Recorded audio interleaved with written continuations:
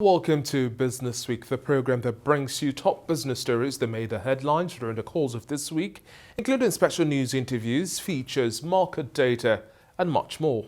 Welcome to the show. Highlight of the biggest stories we tracked for you over the course of this week. On the local front, revenues generated by power distribution companies in Nigeria rose by 42.3% to hit 181 billion naira in the first quarter of this year. President of the AFDB, Dr. Akinwumi Adesina, has also pledged the bank will provide Nigeria with support to tackle its food security challenges. Currency in circulation hit 2.84 trillion naira as at last month, from 2.7 trillion naira, which was recorded in August following the interventions of the Central Bank of Nigeria. On the international front now, Bitcoin hit month highs at the start of the week in anticipation of the listing of the first futures-based Bitcoin exchange-traded funds in the United States, boosting cryptocurrency trading volumes. And in the United States, the Federal Reserve is set to wait until 2023 to raise rates, but there is a risk of earlier hike. And now moving focus to the energy sector, major coal miners in China have vowed to boost output and also cap prices. Well, on that note, it's now time to bring you a special package as prepared by our correspondents. Now, in this first report, the expansion of Nigeria's capacity will greatly impact the nation's economic growth and bridge the current deficit gaps in the system. Members of the Nigerian Ship Owners Association advanced this position after meeting in Lagos, where resolutions on just how to drive indigenous shipping capacity were taken. TVC News maritime correspondent Ifnayeze reports. There is no gainsaying that Nigerian ship owners are going through difficult times. This is more evident in their negligible participation in shipping operations over the years. Even with the country's high cargo volume, Nigeria has no influence in the carriage of cargoes coming in or going out of its shores. Foreign domination continues to hold sway in spite of the 2003 Cabotage Act that was enacted to create an enabling environment for local operators to thrive.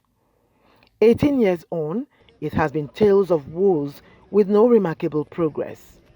Members of Nigeria Ship Owners Association have taken a position to resolve all contending issues to enable the group drive development in the sector. We fought for the cabotage with the hope that we will be better off. Some of us that are having 5-6 ships as at that time felt by the time the cabotage took off, we will be having like 20. Yes. But of course the reverse was the case because of the unnecessary propaganda that has followed over the years. Cargoes that are here right now in Nigeria for us. We have the port where we can discharge, but we don't have the ships. So which literally means our cargo is being taken by foreign ships into our ports. So literally, the money is going back to the foreign companies.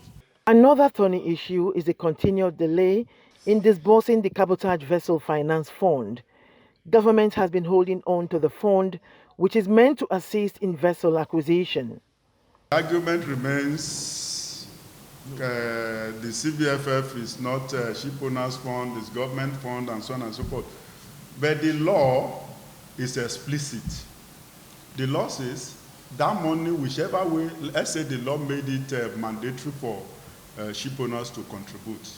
But the law also limits the application of that fund. It's not all about CVFF, which we were actually thinking. What we're trying to do is to be able to pool money together, even if $500 million. And I think we're almost getting there. And what the fund will do is that the fund, we can acquire assets. The group wants an audit of the CVFF account to gain clarity on the collections recorded so far. And now in this next report, industry players in the automobile sector in the country have asked the federal government to be more deliberate about its intentions for the automotive space and maintain consistency in its policy approach. They made a call in Abuja on a courtesy visit to the Minister of State for Transportation, Gbemisola Saraki, ahead of an international motor fair scheduled to hold in the month of November. TVC News correspondent Blessed Omonose reports. The Nigerian automobile industry holds a lot of potential, but remains plagued by a host of challenges, making the country a leading importer of used vehicles.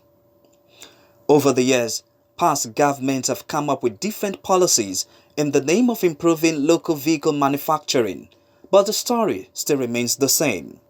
However, in a bid to provide lasting solutions to the plethora of challenges bedeviling the sector, the Managing Director of BKG Exhibitions Limited and the Chairman Organizing Committee of the forthcoming International Motor Fair, Mr. Ifeanyi Agu, who paid a courtesy visit to the Minister of State for Transportation, Senator Gbemisola Saraki, alongside other industry stakeholders, urged the current administration to critically review the country's auto policy to spur more growth and development.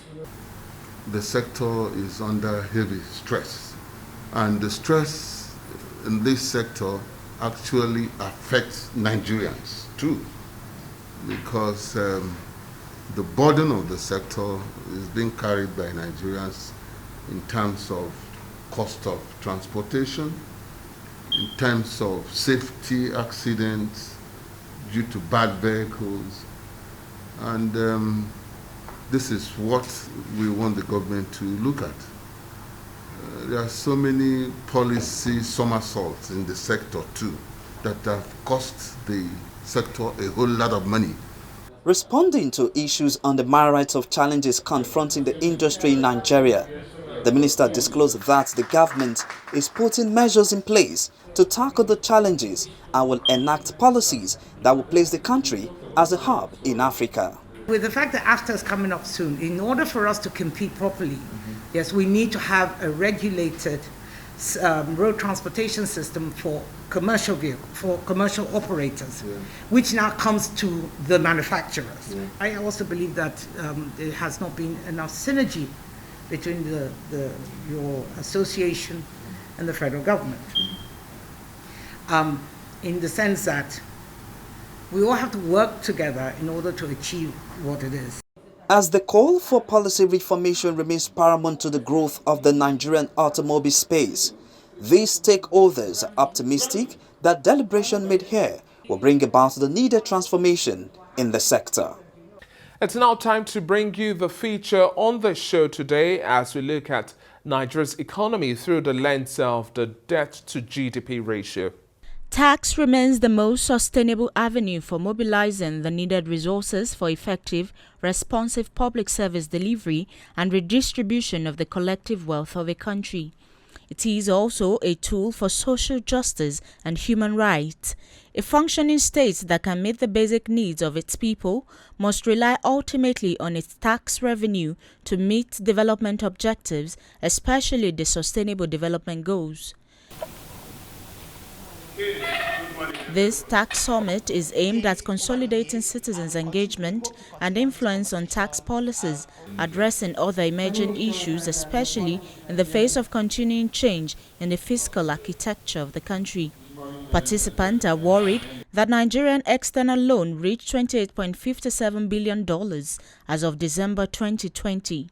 The domestic and foreign debt figures are higher now as the government has borrowed more in 2021. We've become a country of borrowing. It's now more than 35 trillion.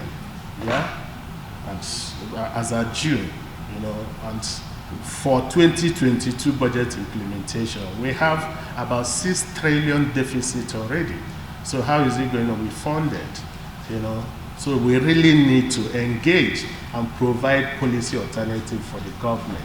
A report by the World Bank placed Nigeria among the top 10 countries with the highest debt risk exposure. Some are of the opinion that conversation around the country's debt should be geared towards how to channel debt borrowed in terms of efficiency and proper allocation. Whatever reasons, the lower, the middle class people who constitute the preponderance of voters, civil servants, labor leaders, I've seen a lot of them here, private sector workers, micro, medium and small-scale entrepreneurs, operators of different business ventures, users of public transportation, parents of students in public education institutions. Nigeria's loan is already unsustainable because it is taking 95 to 97% of revenue generated. The summit will also focus on measures to entrenching accountability in public finance management and touch on major issues of tax reform policies. Thanks for still staying with us. Let's now deal with the crux of today's discourse. The International Monetary Fund, in its latest forecast, has projected that Nigeria's government gross domestic debt to gross domestic product ratio would rise to 42% by the year 2026 from 35% recorded this year. The IMF stated this in its October 2021 Fiscal Monitor report published on its website. It says that the country's gross domestic debt to GDP ratio would also increase from 35.7% this year to 36.9% come next year, 37.7% in 2023, 39.1% in 2024, and 40.6% come 2025. According to the report, now the gross debt includes overdraft from the Central Bank of Nigeria and liabilities of the Asset Management Corporation of Nigeria. It stated that the general government revenue to GDP ratio would also decrease from 7.2% this year to 6.5% come 2026, while the general government expenditure to GDP ratio would also decrease from 13.3% this year to 12.6% come 2026. Joining me now to discuss this and much more, I have the Chief Executive Officer of Cowrie Asset Management Limited, Johnson Chukwu. Good to have you on the show today. Thank you for having me. Well, let's now start our conversation with a forecast from the IMF versus government stance that Nigeria does not have a debt crisis at hand, rather a revenue generation challenge, as well as the measure of the economic landscape through the lens of debt to GDP ratio. Your thoughts on these? In the first place, we must recognize the fact that when you talk of that the problem of the country is not a debt problem, but it's a revenue problem, you cannot divorce revenue shortfall from a debt problem because your capacity to meet your debt obligation is dependent on your revenue. If you have a weak revenue as we have in Nigeria today, and you're accumulating debt, then you're going to have a debt problem because you do not have enough revenue to meet the debt payment obligations. So the government, when they say that we don't have a debt problem, but we have a revenue problem, is neither here nor there in the sense that logically it's correct, we have a revenue problem, but then the debt we're accumulating could actually create a debt problem because of the revenue problem. So for me, we shouldn't be focusing on debt to GDP ratio. We should be focusing on debt service to revenue. Irrespective of what the debt to GDP ratio is, our debt service to revenue is actually ballooning. We are looking at something closer to, last year was close to 90%. Granted, last year had challenges related to COVID. But then, when you talk of a situation where you're using about 90% of your total revenue to service debt, then you have a debt problem.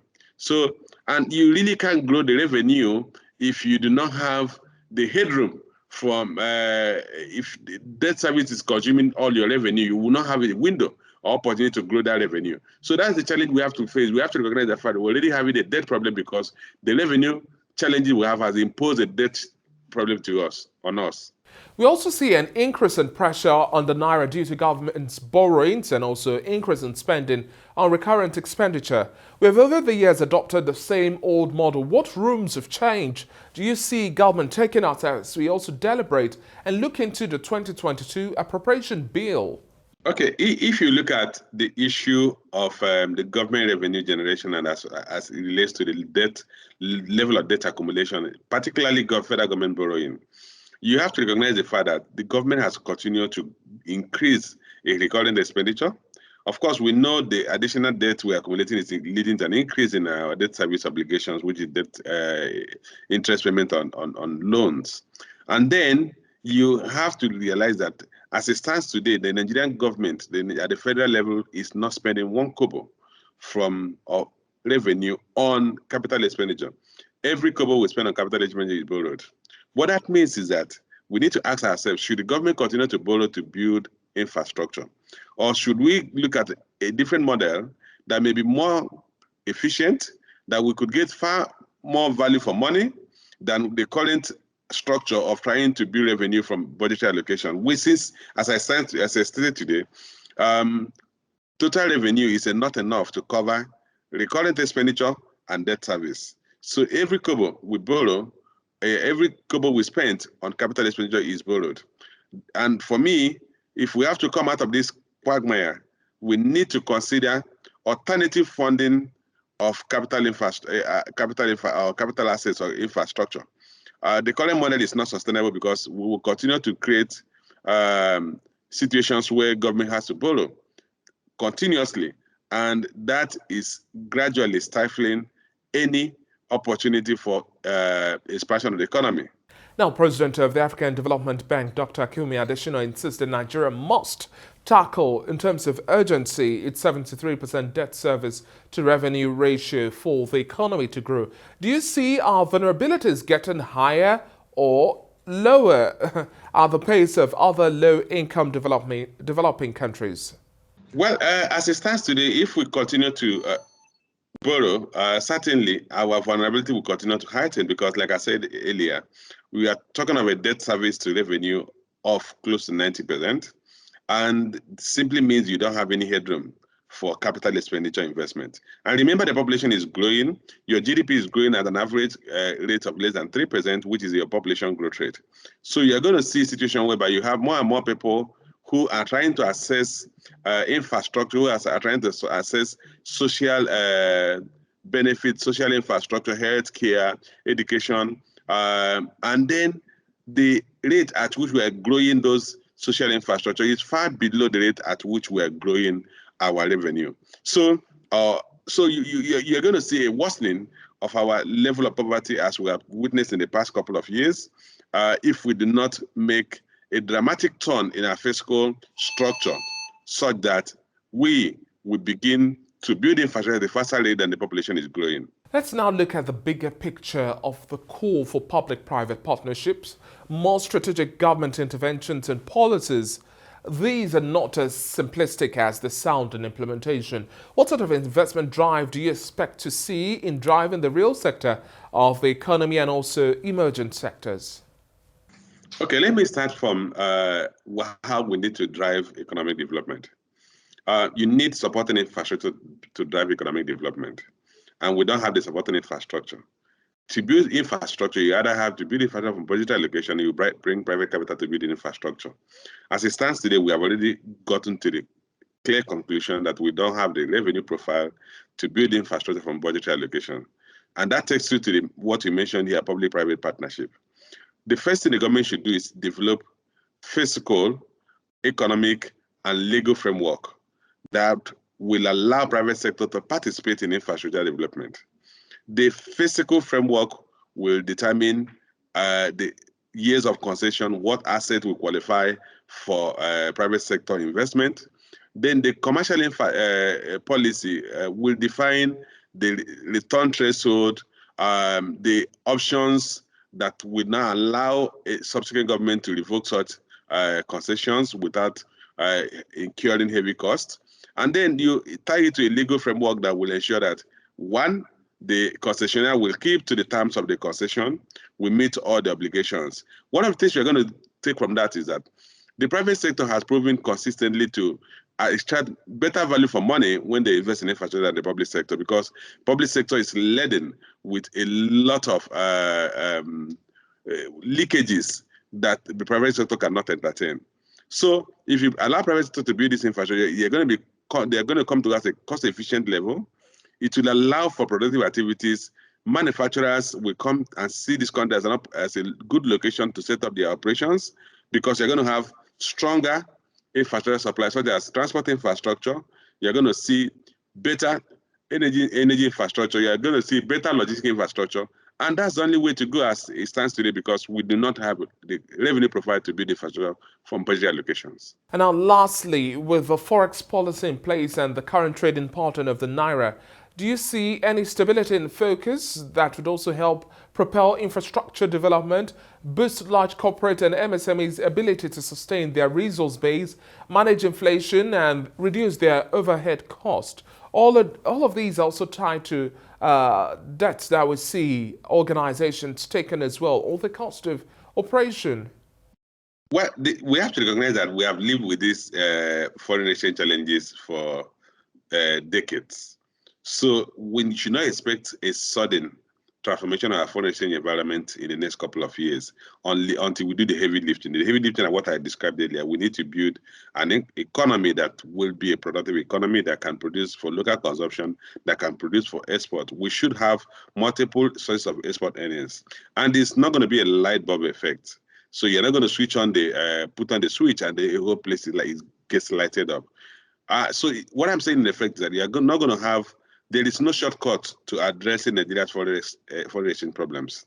There are reliefs we get here and there when oil prices recover and we are producing as much as possible. But unfortunately, we're not producing as much as we could at this time when oil prices are high. So we are not, with the normal source of relief is not going to be there in the meantime. But for me, as a Nigerian, as an economist, my approach will be, let's look at what we need to do in the medium to long term to address the foreign exchange challenges. And that would be to become a productive economy, to leverage on the size of the labor force, to leverage on the fact that no sector of the economy has matured, that all the sectors both growth potentials, and ensure that we have the appropriate policies that will attract capital into this country to allow for growth of the economy. That's the only way we can address the FX problem.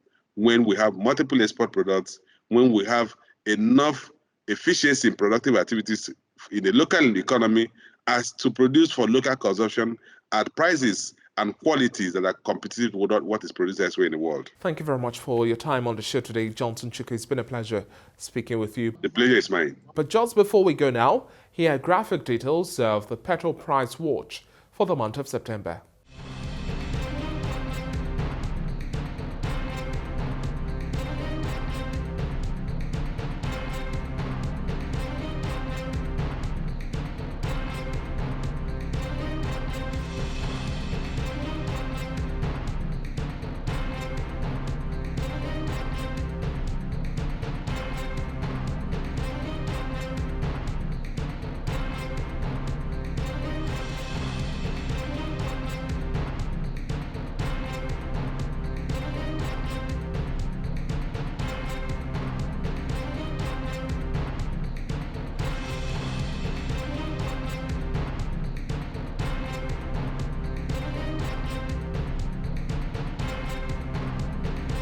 That's it on this edition of Business Week. Many thanks for watching so far.